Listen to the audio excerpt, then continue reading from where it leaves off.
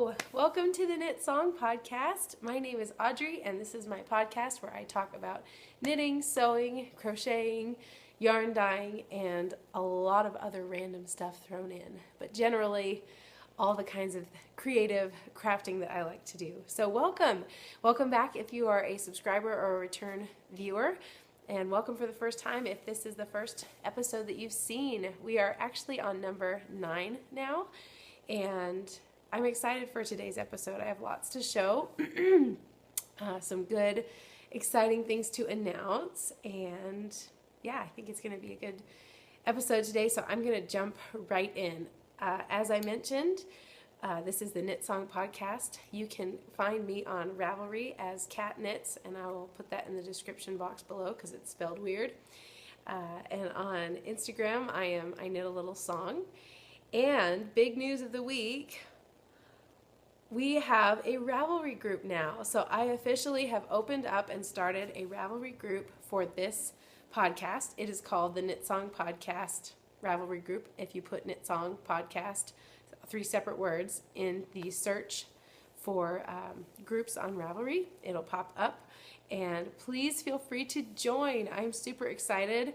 I was happy and surprised to see we had someone join before I even announced it, so that was fun. So thank you, Jonna, for being the first one to enter and join. And attached with that Ravelry group kickoff for our podcast here, I will be having our first giveaway. That was tricky to say, but our first giveaway is going to be a randomly selected contributor to the first discussion thread that we have on the group. And so I've opened up the first discussion, and it's just introductions. So all you have to do to enter the giveaway is to join the group, introduce yourself on the thread, and on June 1st I will be randomly selecting one of the posts to give away one of my 100-gram skeins of hand-dyed yarn, and I'm going to show you today some of the top contenders for which colorway I will be giving away. And it will be a wool nylon blend, is what it's looking like it'll be so far. So first giveaway, yay! I'm so excited. I have wanted to do a giveaway, and I'm just excited to have a Ravelry group started. I think that Ravelry groups are great because for podcasts, it's such an easier way to start longer discussions instead of YouTube comments. For some reason, it just seems so much easier. It just flows better, and you can link things to patterns and share pictures, and I'm just so excited. So this week alone, I've made some really fun contact, or some of you have made some good contact.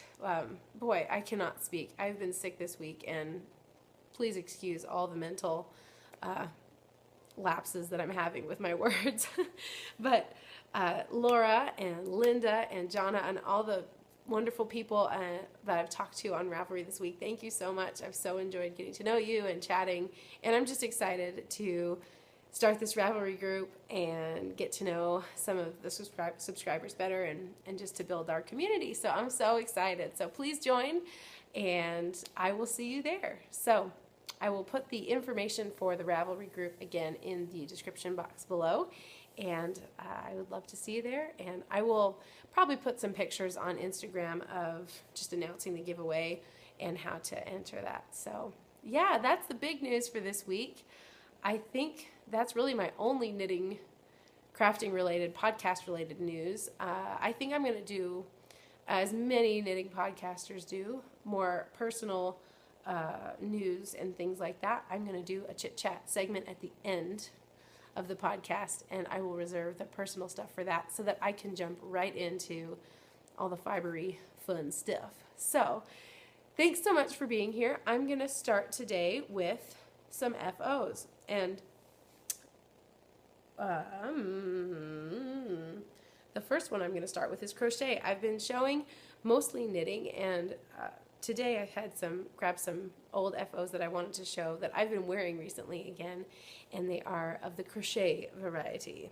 So for those of you crocheters, and I know we have some crochet non-knitting viewers and subscribers, and that is awesome. I was a crocheter for about 7 years, maybe 6, 7, before I ever started knitting. And it's a wonderful world, and I love crochet still. So this is a cowl that I had done. Whoops, I showed the wrong side. The fancy side, excuse me. And here it is. This was with some scrap yarn that I had. And it's like a variegated, or I'm sorry, gradient kind of ombre dealie here. And it's just a practice is basically what it was for this stitch pattern that I had heard about. That is these horseshoe, it's kind of like a horseshoe lace. If I had it, I would totally link it. But it was actually like an old craft book that talked about this type of, let's see if I can get, there you go, kind of arches and open horseshoe patterns and all that good stuff. And I only had this much yarn left, and I just went as far as I could in a straight line, and then I seamed up the ends together, and it makes a fun little, just a short little cowl here. And yeah, I've been wearing it again, and I just love the colors. But it's so much fun to just, I think, to just try new stitches and then see what you can make out of that. In fact, most of my finished objects from my first 4 years of crocheting were just experiments that once I finished experimenting, I would think, what can I turn that into? And so, excuse me, depending on the shape, some became cowls, some became sweaters and blankets and things, but it's just a fun stitch. And I've seen this many places. It is kind of I think it's called a horseshoe lattice. But it's really easy. It's mostly double crochets into, as you can see, a chain 5 space, and then you have on the next row, you have maybe, I think, 11 double crochets into that space, and it creates this nice horseshoe. So yeah, horseshoe lace cowl is what I'm calling this bad boy. Haha! So this is an old FO that I liked. Thought I'd bring out this finished object. And boy, there sure is a color theme in my knitting world going on right now, and maybe for the past decade, but yeah. Here is another item that I have recently started to pull from the closet and to actually get some use out of. I had a hat that I showed a few episodes ago of the same yarn, and it was just a stockinette knit cap with a 2x2 ribbed edge, and this is made from the same thing and goes with it. This was one of those experiments, and it is this fun, I don't know, mostly double crochet and triple crochet. Actually, there's some triples down here in this row and here, kind of cowl thing, but it flares out and you get this fun scallopy lace stuff at the bottom. Now this was from one pattern that I found in an old magazine, and this, I can't link it because it was, like I said, years ago, and it was a hard copy magazine that I just don't have anymore. Yes, if I miraculously find it, I will link it below, but I doubt I will do that. Then on the front, I decided to be really adventurous, and I did this sculptural kind of crochet pattern, and it's this weird, I don't even remember. It's basically huge chains. Like this is one huge chain hole, and then you do a ton of work into that chain. So instead of into the stitches, you do single or double crochet into that whole chain space, and it makes this really sculptural kind of look. If you've ever heard of the, what is their name? Double Stitch Twins. They are so cute, and they make the coolest stuff out of crochet. I haven't seen anything. I don't know what they're up to these days, but years ago I used to watch them and see what they were up to, and they have a lot of sculptural type of crochet. So if you like this thing, I highly recommend looking into some of their work, because they tend to make these really cool shapes, which I think is easier with crochet than with knitting. Knitting is harder, I think, to sculpt, and crochet you can kind of just build things. So this is kind of a weird half and half thing that, like I said, was an experiment, and it looks like it could be some type of like amazing costume for, I don't know, The Lion King or Star Wars. Anyway, anyway, like I said, still getting over being sick, so my brain's not working so great. But I would normally put this back section like all the way across, and then I would pin this sculptural shape butterfly-ish thing to the left. And so if you can see, it kind of just lays separately on top of that. And that was kind of, yeah, there you go. That is kind of how I would wear it. And so I still kind of want to use this, especially when I use that stockinette cap. It matches perfectly from the same yarn. And yeah, so this is another experiment that turned out well. It looks really fun over and under certain types of lapels for coats. And it's just interesting because the shape is so weird. And I thought that was kind of fun. Got a lot of compliments on it, and it was always kind of just a fun piece to spice up a normal everyday outfit. And I do like to pin it, like I said. If I don't pin it, it just flops kind of weird. But it's a great opportunity to use like a cool heirloom pin or any type of pin that you have. So yes, so this is experiment number 2 for my finished objects today. Ta-da! So that is, sadly, all the finished work that I have from the past couple weeks. I will talk more about what I have been up to the past couple weeks in the chit-chat section at the end, but it's been hard to get knitting done as much as I have been wanting to, and I have not in any way lost my knitting desire or, lack of purpose or, couldn't choose a project. I had things I wanted to work on and just have not been able to, which is kind of stunk, but I will explain that later. So now we're going to get into works in progress. The biggest one, and people, the one that I've been talking on Instagram with people about, and on Ravelry mostly, is my Andy Satterland Sun Shower cardigan. I tried so hard to finish this for the inside number 23 Andy Satalong, and I just could not get it done. I finished the body. I think I finished the body like 2 days before it was over, and then started the sleeves, but I am still in the sleeve section. But I did say that I would try it on because I've made big progress, and so here we go. Here is the body and the back. You have this nice lace pattern that she beautifully designs, and then it works into a rib pattern. So she just is a great designer, and you can kind of see it in the light really well there. I really love this sweater so much. I can't wait to wear it. Yeah, so here's the body, the back. Here are the front, and here is the sleeve that I've finished so far. So let me try this on and show you what I've got so far. I knit this in a small size, smaller than I would ever think, but that was partially because of my gauge swatch. Oh, love the color. Love this yarn. This is the yarn my mom bought me when I went home to California for the summer, for a few weeks last summer, and thank you, Mom. I love it. Yeah, but I really love this pattern. It's knitting up so fun. I can't wait to wear it, and this is very avant-garde. It's a one-sleeved cardigan right now. Also, I will add that I have not done the button band yet, so, and this shirt definitely will not be one that I wear it with because they don't fit well together. But there will be a 1-inch button band coming out from the lapel of the cardigan on both sides, and it's all rolled under because you know how stockinette likes to be a brat, and it likes to roll under and be fussy and difficult.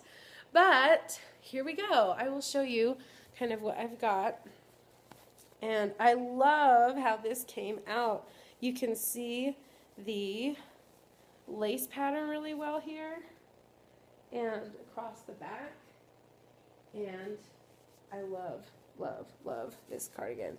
I like where it lands on my waist, and I was tempted, very tempted to end the sleeve at the elbow, but the pattern has the sleeve go all the way to the mid forearm, and I really think that I am going to stay true to the pattern and do that because it makes it look both more classic and more modern, I think, than cutting it at the elbow. So I'm going to keep going. As anxious as I am to wear this, I'm going to keep going and finish that out. But I really love where it's going. I did a stretchy bind off on the bottom, which is not exactly, I don't think that's exactly what was written or called for in the pattern. But because I knit this in a really small and slim fitting gauge, because I wanted it to fit really well over like black tank tops and dresses and things, I wanted that stretchy bind off because I really don't have any ease. Okay, let me go back. When it's smaller than you are, it's negative ease, right? And then it's stretching out. Positive ease is when there's extra room and it's bigger than you are. So because this is a negative ease fit for me, I did not want to have a tight bind off that was cutting in, and that wouldn't look very flattering even if it got all the way around me, but I wanted it to kind of look very comfortable at the bottom, if that makes sense. So I went with an extra stretchy bind off, and I used the extra stretchy bind off that is on the Very Pink knitting tutorial YouTube. So if you just go into YouTube and you look up Very Pink Knits extra stretchy bind off, it'll come up, and she does a fabulous job of teaching an extra stretchy bind off. So today, my husband and I are so excited. We just, La La Land, the movie just came out to purchase, and we just bought it, and we loved it in the theater. And so tonight we're going to watch that, and hopefully I will finish this sleeve while singing along with all the good music in that movie. So here is the state of affairs with the Sun Shower cardigan. So thank you so much for all the encouragement I've received.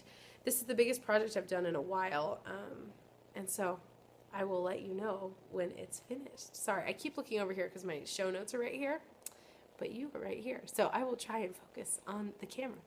So thank you so much for all the nice comments and things about that, and I am excited to wear it. I can't wait.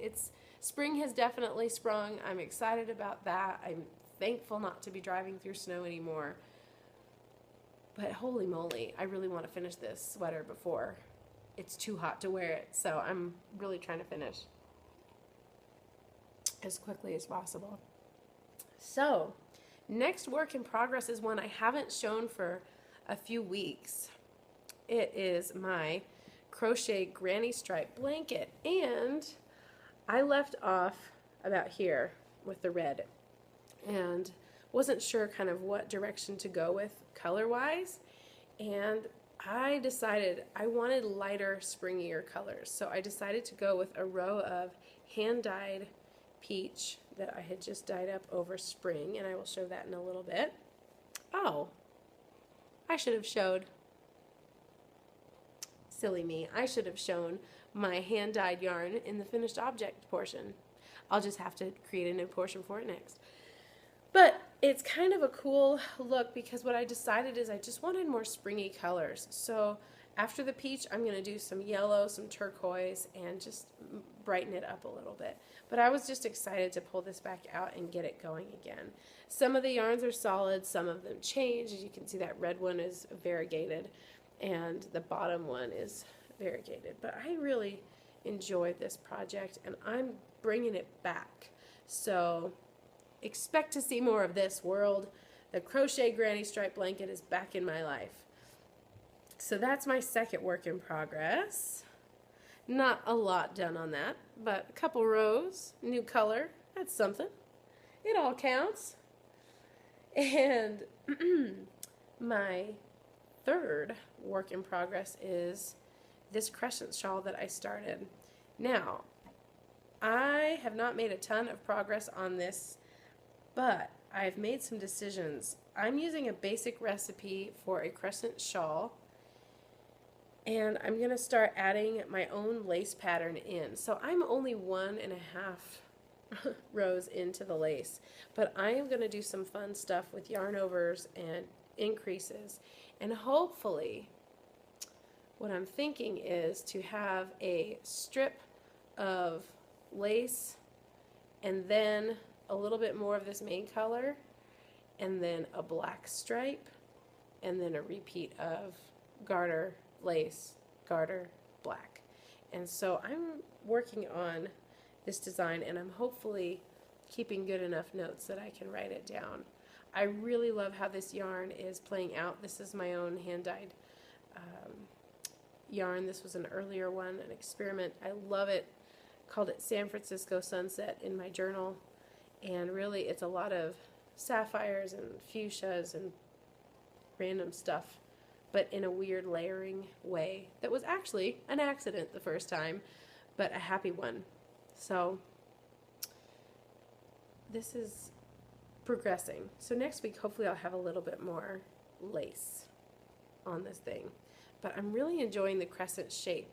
You're really only increasing on the edges, and so it's great movie knitting because you can just keep on trucking and just keep going, and you only have to really think when you get to the end, and I like that. So that is whip number 3. Woohoo! Now, I will go back and I will do some finished objects of the yarn dyeing variety, which I completely forgot. So, here we go. The past couple weeks, I have not knit as much as I wanted, but that's because when I felt up to doing something crafty or had any time, I was so excited to dye some yarn, and so that has been what I've done most in the past couple weeks.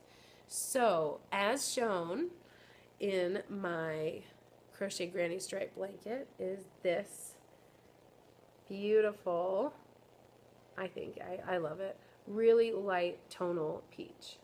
And it's a merino cashmere nylon, so it's so soft and it's just lovely.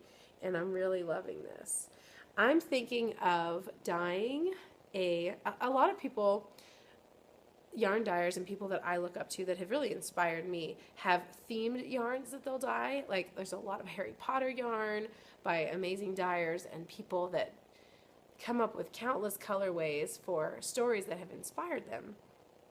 And I'm thinking, I love Harry Potter. I love Lord of the Rings. I love a lot of those things that people have made dyed yarn for. And one that I haven't seen a lot of yet is Downton Abbey. Now, I know the show is finished, but oh wow, I was a big fan of that while that ran, especially the first 3 seasons. And I love the characters, love the writing, love the setting, and I'm thinking of starting, just for, for fun, a Downton Abbey line of yarn. I don't know if I would be able to produce enough to sell it. That's something I would like to do, but right now things are just kind of in the baby stages of being able to produce that much. But I think I would love to do like a Downton Abbey yarn club or something along those lines. And if I did, this reminds me of 2 characters, and if you've ever seen it,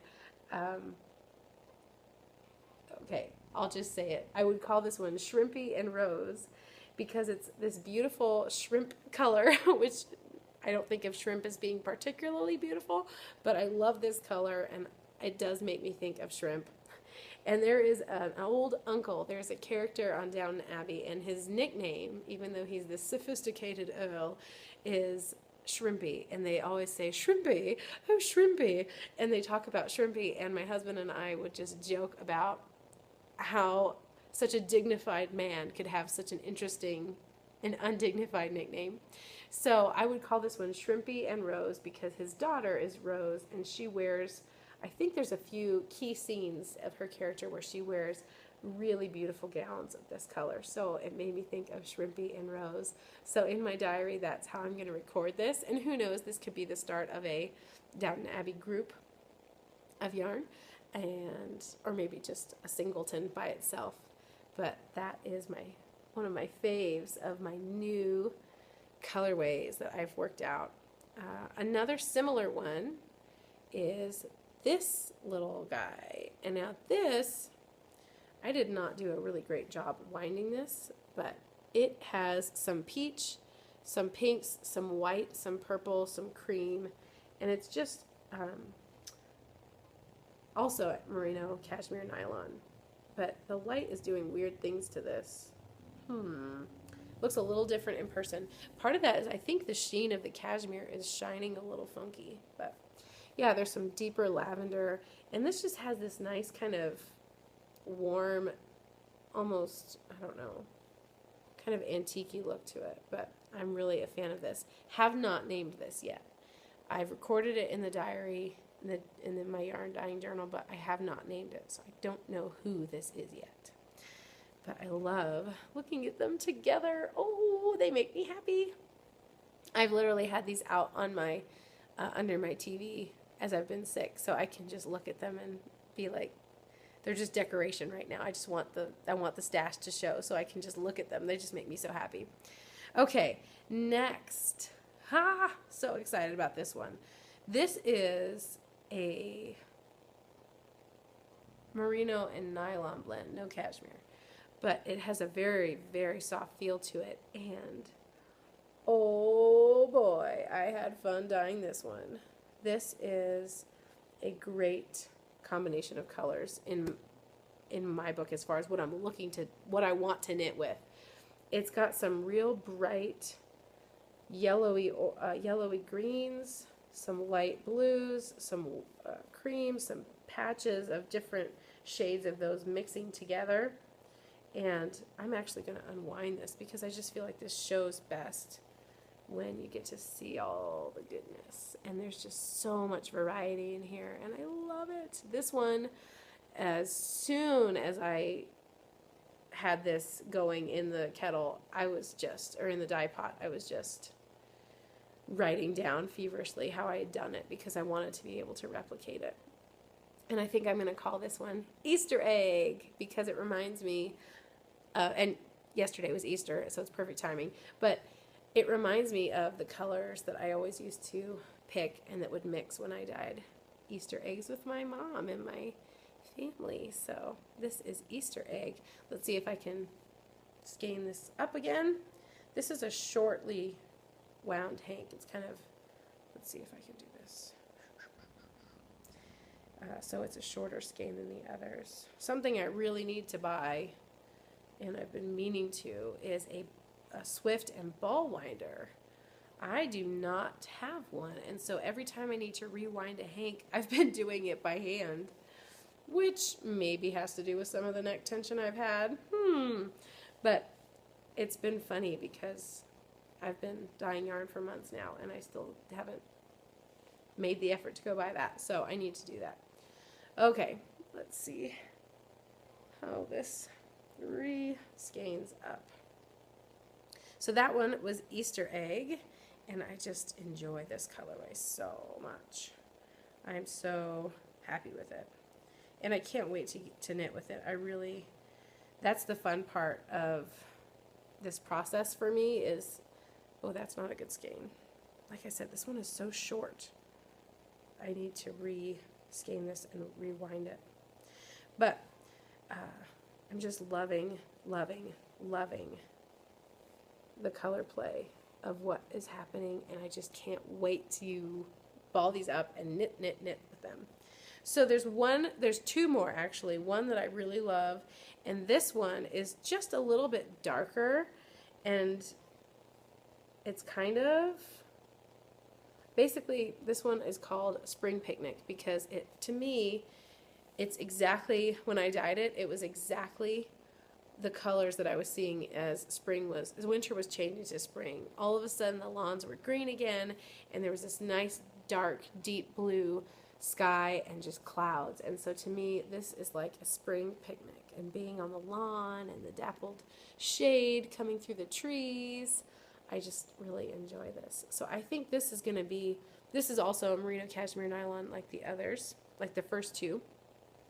And I really see this as a lacy shawl. I've been wanting to knit the Campside shawl by, I don't know who it's by, but it is on Ravelry if you put in Campside shawl. It's a great pattern. I was actually talking with one of the subscribers about that this week, and I think this would be a great lacy kind of spring shawl.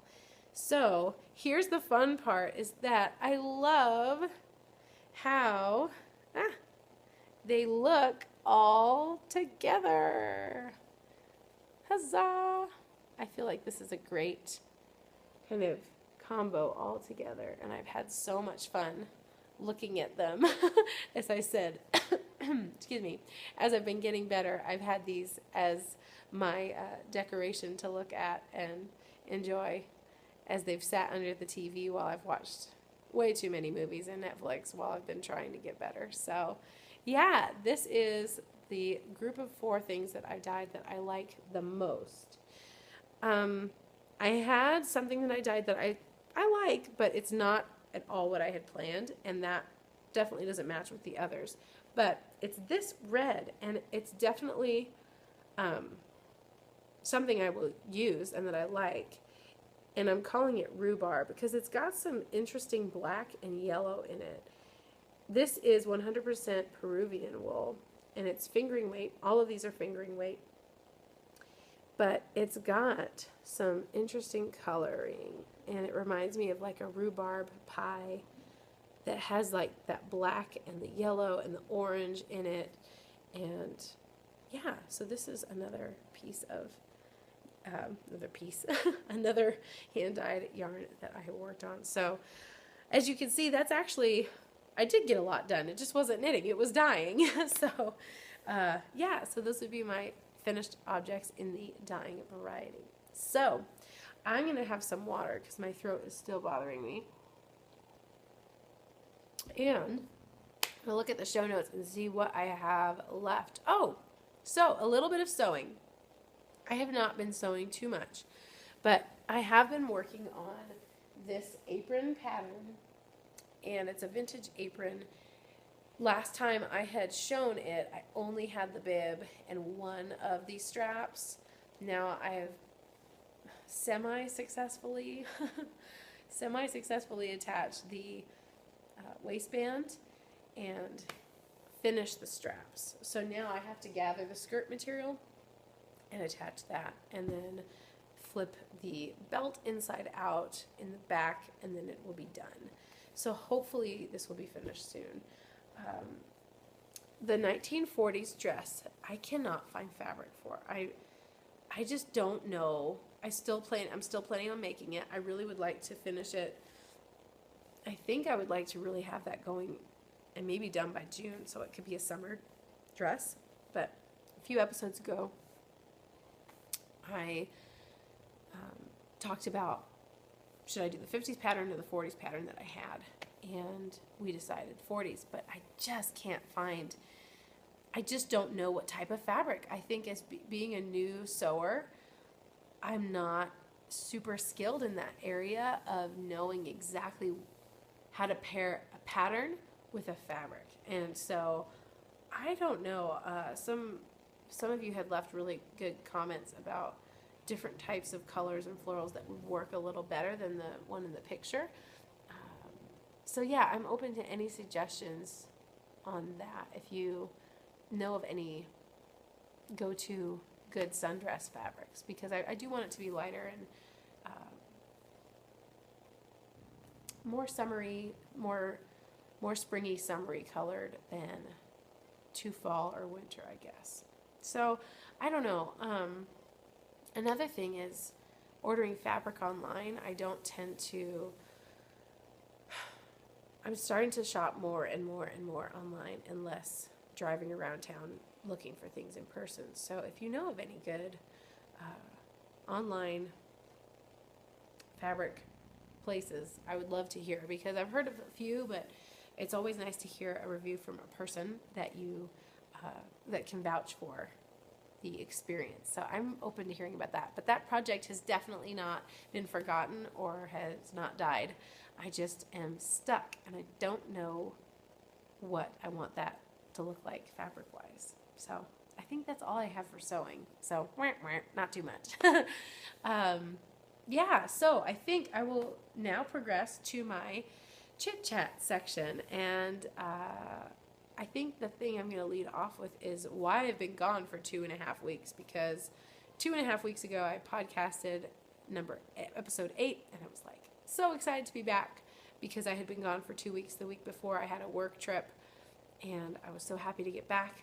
And then spring broke loose. And for my job, I plan a lot of extra events in the spring. My workload goes way up, and a lot of it is event-based, and it's just hard to keep up. And I had a hard time. I've had a hard time having spare time, because just keeping up with the work schedule's been plenty. And then when I've had the hour in the evening or so to do any crafting, I've really been struggling with some pretty annoying neck tension issues, and that is definitely not something that puts you in a good place to go and spend 2 hours knitting in the evening. I've done a lot of research and looking around and thinking about how I sit at work. Where is the tension coming from? Is it just the stress? Is it the way I store stress in my body? Is it certain events that are stressing me out? Is it how I sleep? And I think it's a little bit of everything. And so, yeah, I've made some good progress the past couple days, actually, with some things that I found and exercises that I found. But it's been a real struggle. So I'll just share with you some of the helpful things that I've learned in the past couple of days, if you have any of that, if you're interested, because maybe you have the same issue when you knit or read or anything like that. It's really annoying to have neck pain, because a lot of fun, crafty things require you to look down. And when you can't hold your head up without pain, that doesn't work. So thing number one, sleeping position. I tend to sleep on my side, and then I get my arms up next to me.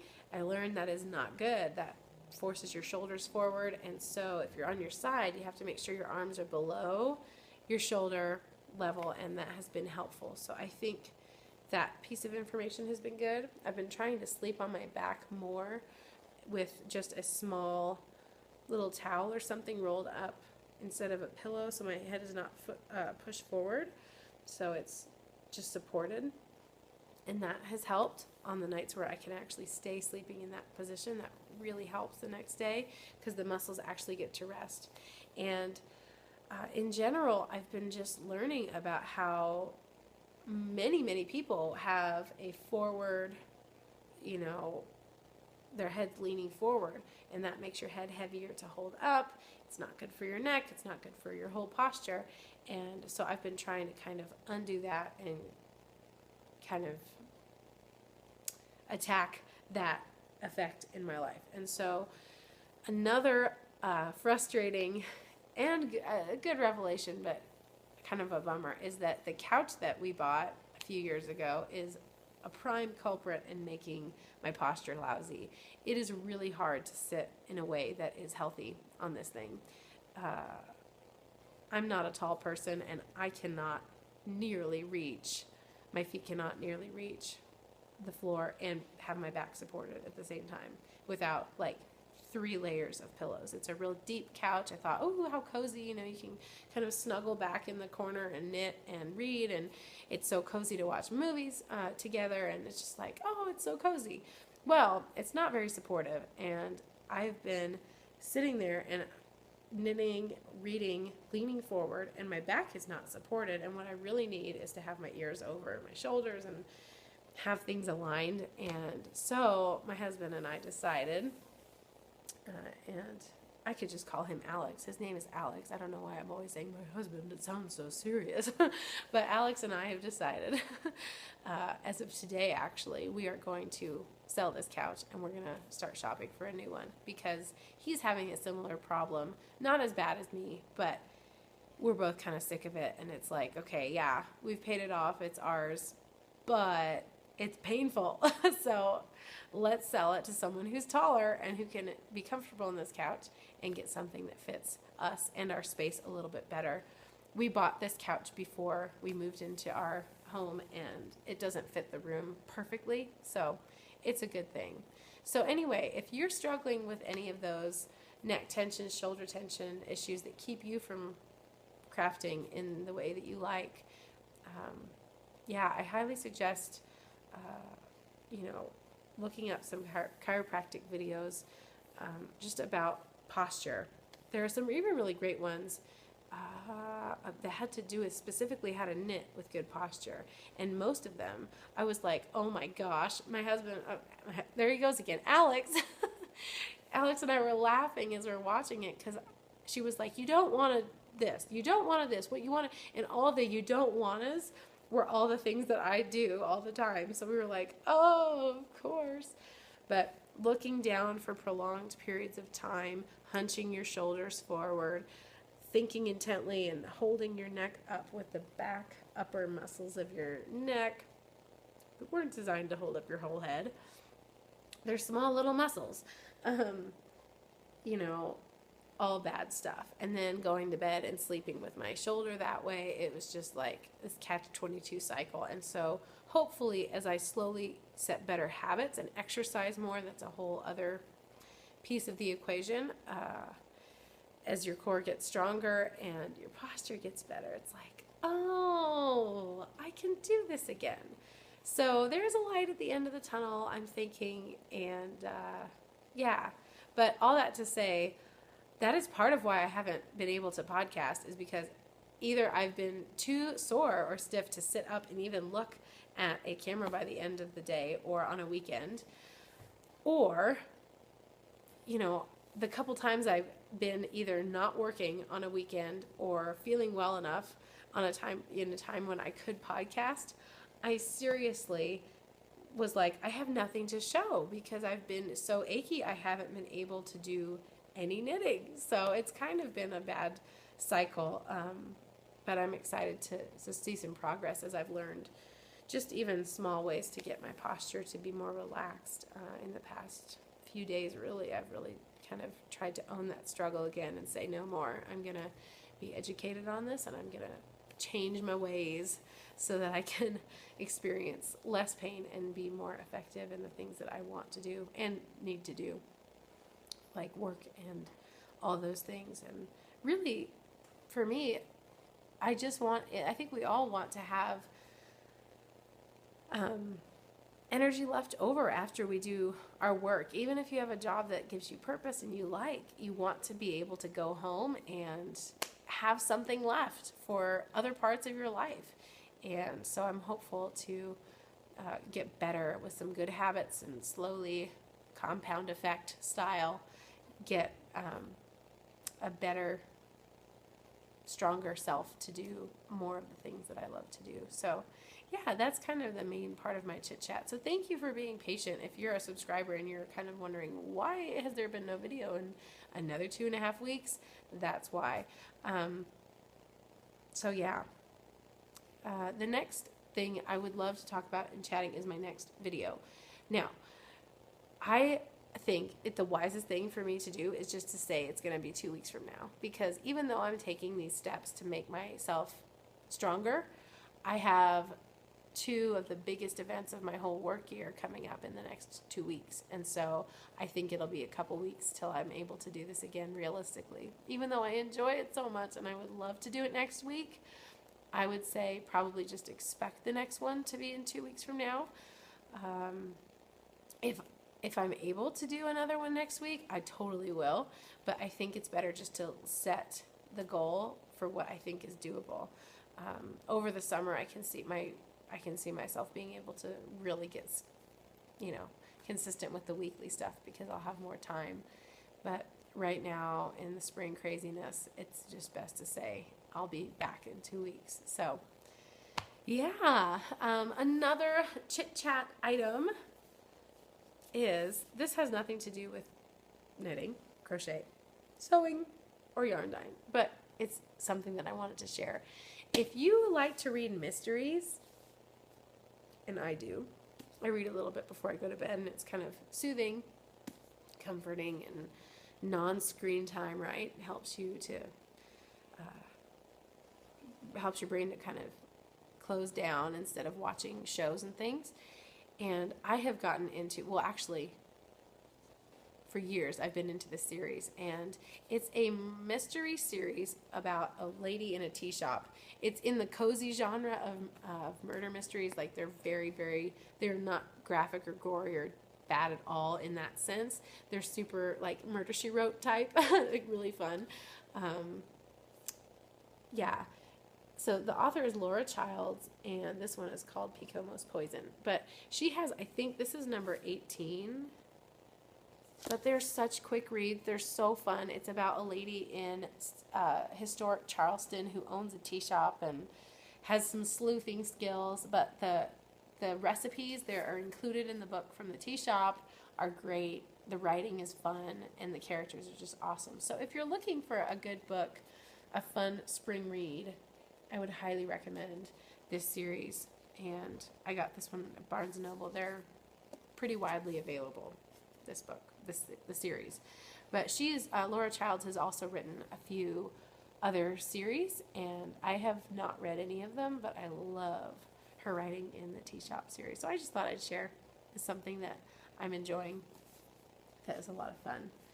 But yes, I think that is all that I have to share today. So thank you so much for spending some time with me today and just chatting a little.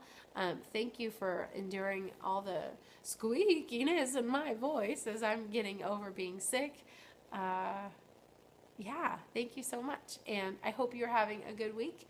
A happy early spring as it's coming together and blossoms are blooming, and it makes me so happy to see the green grass and the colors again. It's just great. So I'm feeling inspired and creative, and I hope you are as well. Please, if you enjoy the video, click subscribe, and you can be alerted to when the next episode comes out. Feel free to join our Ravelry group and introduce yourself in the introduction thread to enter to win a skein of yarn. And I'm thinking it will be one of these 4 colorways. So I'm not quite sure yet, but it will be good. So I'm super excited about that. So yeah, I look forward to hearing from those of you that are going to join the Ravelry group. I'm super excited to just share more and build our community and have fun sharing. I love, love, love hearing what you are up to, what you knit, and I have enjoyed, as people have introduced themselves on Ravelry, I have so enjoyed looking at their project files and all their photos. That's something that I want to build up. I have not, my project page doesn't really show a lot, and I really want to change that and add it up because it's so much fun to inspire each other. And I just love the knitting community and the crochet community because of that. It's so friendly and sharing based, and really just fun to get inspiration. So feel free, as I mentioned on the discussion thread directions, feel free to just, share who you are, what you like to knit, what you like to make, if you're not a knitter, your favorite knitting snack or crafting snack when you're working, a picture of your latest item, anything that you would like, and welcome to the group and the community. So I'm excited to talk to you there. I hope you have a great week or 2 weeks until I see you next, and I'll see you on Ravelry hopefully. Thanks so much for watching. Have an awesome week. Bye.